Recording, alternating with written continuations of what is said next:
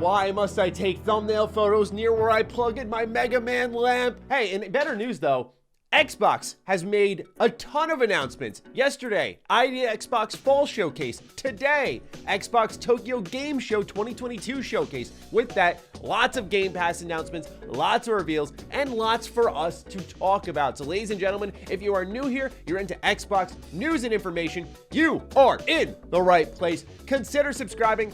But before any of that, a quick word from today's sponsor. Look at this and take it in. This could be the future generation of humanity if we do not take climate change seriously. You see this? Do you want a summer like this? I thought not. You want something kind of like this, don't you? And that's why I'm here to tell you about Ren. Ren is a simple and effective way to make a difference in the climate crisis.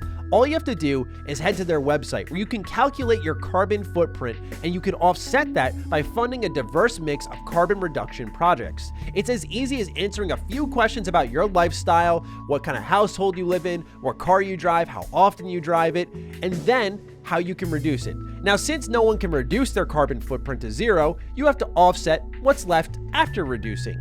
And by signing up to make a monthly contribution, you can then receive monthly updates from the projects that you support. Ren also gives advice on how to reduce your carbon footprint without any type of subscription service. For example, as many of you over on Defining Duke have noticed, I have a gigantic water bottle now because I am reducing the amount of plastic I use through bottles, and I just refill this gallon jug every day. So offset your carbon footprint on Ren. The first 100 people who sign up using the link in the description will have an extra 10 trees planted in their name. I want to talk about Tokyo Game Show. I've been loud about Xbox's Japanese presence. We've noted they've tried to do better. Last year they came out, they announced localization for Starfield and Redfall, the specs for Forza Horizon 5 on PC, Scarlet Nexus came to Game Pass, the Somnium Files came to Game Pass. It was a solid enough showcase, but you could tell they didn't put all their chips on the table. This year, certainly an improvement. However, you'll notice a theme that we're going to talk about once I'm done going through all the games and announcements here at the showcase. So let's begin. It all starts off with a new Persona 5 trailer. Your boy just bought Persona 5 for the third time. I bought it at release in 2017. I bought Royals Collector's Edition in 2020. And you bet your ass, now that it's coming to Xbox, I bought the one more edition. So yeah, Atlas has my money through and through. I've bought a lot of Persona merch in my day, pardon me, but I'm so excited to dive back in. Persona 5 Royal is a top 5 game of all time for me. It is such an influential, impactful product that has so many incredible ideas over the course of like a 100+ hour game. Phenomenal time. Available day one on Game Pass this October, so it was nice to see them lead off with this, perhaps setting the tone for, yeah, we're never missing another Persona release again. Though, after what's happened with Octopath Traveler 2, not really holding my breath. Anyway, continuing on, they show off more with Wo Long, this time an interview with the developers. They talk a lot about why they selected the Three Kingdoms as a setting for their game, because originally they were thinking more about Neo. Now we know Neo is at least shelved temporarily for the future, because the game after this is going to be Rise of the Ronin, which is exclusive to PS5 and looks incredible as well. Xbox was wise to partner up with Team Ninja again. Wo Long looks fantastic. It's got that Sekiro feel, but at the same time, it looks like Neo. Cannot wait to get my hands on this one. Day one Game Pass in January, which has suddenly become a stacked month. You have the Dead Space remake, you have Resident Evil 4 remake, you have Fire Emblem Mirage, you have Wo Long. It's disgusting. Now One Piece Odyssey is there. I don't know how I'm going to review even half of these, but certainly sleep will not be an option. Anyway, moving on, we have more to go through. There was new footage of Capcom's Exo Primal. So right now you're probably thinking like this is a nothing burger of a showcase, but after this is where the announcements really pick up. I will just throw out there, Exo Primal's presentation looking a lot better this time around. However, let's get into the meat and potatoes, the really exciting announcements. So Arc System, they're known as one of the more prominent fighting game developers out there. They're standing toe-to-toe, I'd say, with Bandai, with Tekken, and of course NetherRealm being the big daddy fighting game developer. But Arc System has really kept the fighting scene alive, because it seems like every year they just have another new fighter to throw out there for you all. However, because they're throwing out only their fighters, we're getting a very specific technical kind of fighter, and I feel we're starting to lose the more arcadey feel of some of these fighting games. However, we can't deny Arc System extremely talented, and they made the best goddamn Dragon Ball game of all time, Dragon Ball FighterZ. So they announced that Blaze Blue Cross Tag Battle, as well as Guilty Gear Strive, will be coming to the service. Blaze Blue Cross Tag Battle came out May of 2018.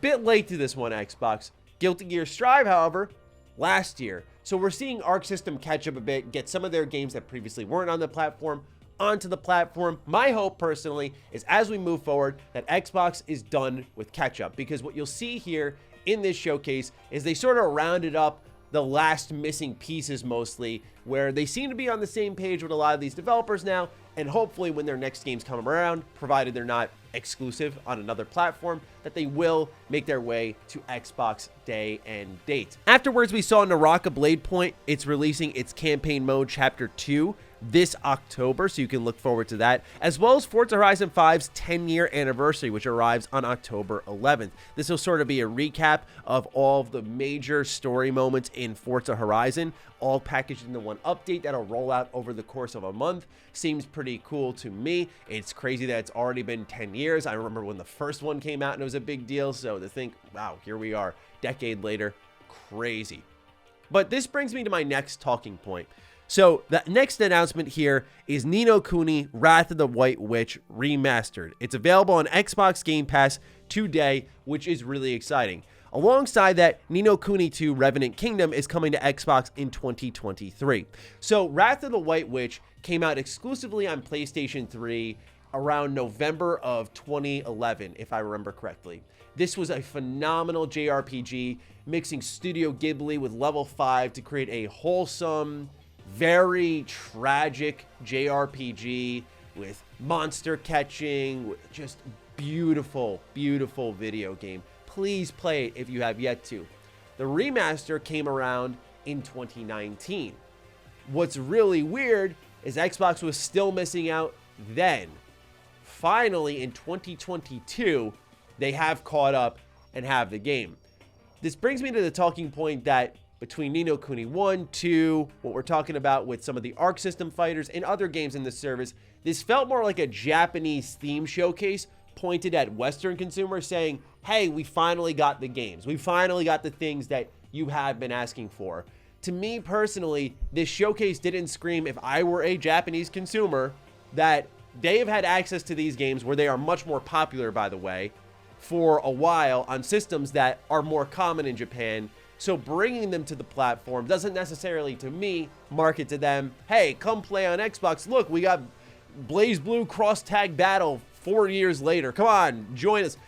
I don't know. To me, it sounds like for Xbox fans, hey, you can now get in on the fun with things maybe you missed if you're playing exclusively on this platform. I think it does maybe send a signal to Japanese consumers, we're not going to miss out any longer. And it also does speak the universal language of money saved. If you haven't played this game, you can try it out, which all of us can understand. But to me, one of the bigger flaws, if you will, with this showcase is it definitely is an improvement compared to last year, and it was overall solid, but it did feel like they were talking more to the West than the East, and I think that needs to change. I think next year's showcase, which undoubtedly they will do, I really am crossing my fingers they come out with some significant reveals for Xbox when it comes to Japanese developers. You can't talk about in your last showcase how you're working with 200 plus Japanese partners and then not show any new games. I'm sorry, but it's time to start pulling the curtain back and being the revealer of Japanese games that people can look forward to on Xbox. Use this as a line in the sand moment. I feel Xbox has gone beyond now playing catch up. And after this showcase, it is now time to see in this next year what they do in the region of Japan that is new. I'm expecting day and date games. I'm hoping for an exclusive or two. I'm hoping for more day one Game Pass games. And I'm hoping that come next TGS, they get even more aggressive, because this certainly was a step forward compared to last showcase. But when we're talking about last showcase, that wasn't much of anything. Moving on, like I said, we had Ni no Kuni. Then we learned about my favorite, Danganronpa V3 coming to Game Pass today. You want to talk about bold storytelling? That opening, that finale, everything in between. Look, the best endorsement I can give this game is it came out in 2017, right? We're talking, holy crap, 5 years ago, okay? My friends and I still discuss and debate the happenings of this game. 5 years later, think of all the games that have come out between then and now, we're still debating Danganronpa V3. It is absolutely, in my opinion, the most bold story told in the modern era of gaming. Just the way they take an established series and truly tried to flip it on its head in gameplay, in storytelling. It is very bold. Now, bold doesn't mean good for a lot of people, but I really respect what they tried to do. It is different. You will get a truly different experience here than any other story being told, and I think that in its own right should be worth playing. Now, I will say you could dive into V3 on your own if you really wanted to, not play any of the others, but you're doing yourself a disservice. This is one of the best franchises out there. Play Danganronpa 1, 2, V3. They're all in the service together now. So finally, the trifecta has been completed. But this is what I was talking about earlier where I said, unless there's an exclusive, I'm hoping that their next games from all these developers will make their way to the Xbox platform, because the next game coming from the Danganronpa developers is Code Rain, which is a 3D Danganronpa game, effectively. It looks amazing. I am so excited, but Switch exclusive. Anyway, carrying on. After this, we learned about Kiriko joining Overwatch 2 on October 4th. She is a support class.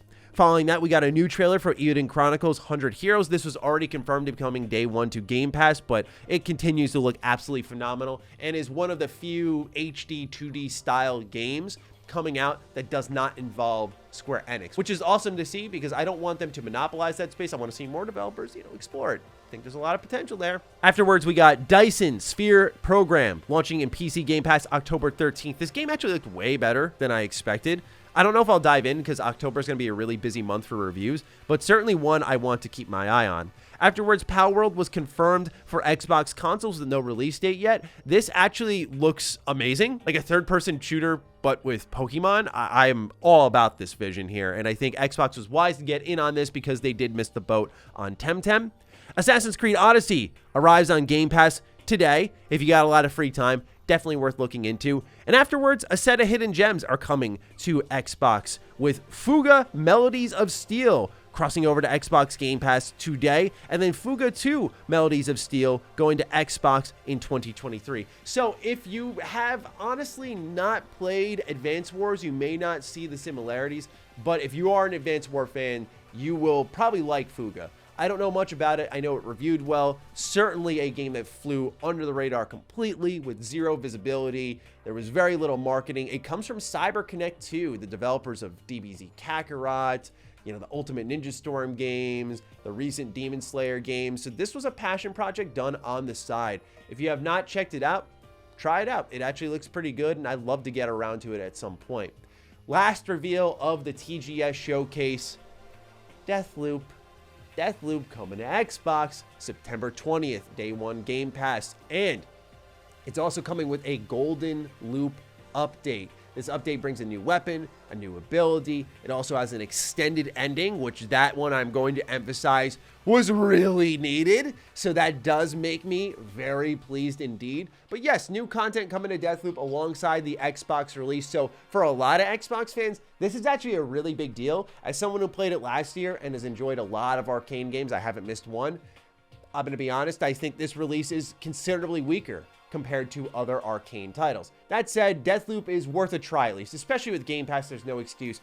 100% give it a whirl. Certainly, I sit on my island of people who don't really like Deathloop that much, but don't let me sway you off of it because a ton of people love it, and it seems like a great entry point for many when it comes to Arcane games. I just will throw out there that I think a lot of its depth is surface level, whereas other Arcane games you can really take a bite into and twist and turn and change your playthrough, not only with story choices, but also true gameplay choices, plus those environments are more explorable. But hey, I'm gonna get off my soapbox now. Go ahead, try it out. Day one Game Pass, September 20th. You enjoy that. But hey, that's not the end of the announcements. We're going to take a break from the showcase recaps. I want to throw in a PC Xbox app update, one that I think is phenomenal and every platform needs to do, and I didn't know it was possible, but my God, do I need it in every single system on every digital storefront.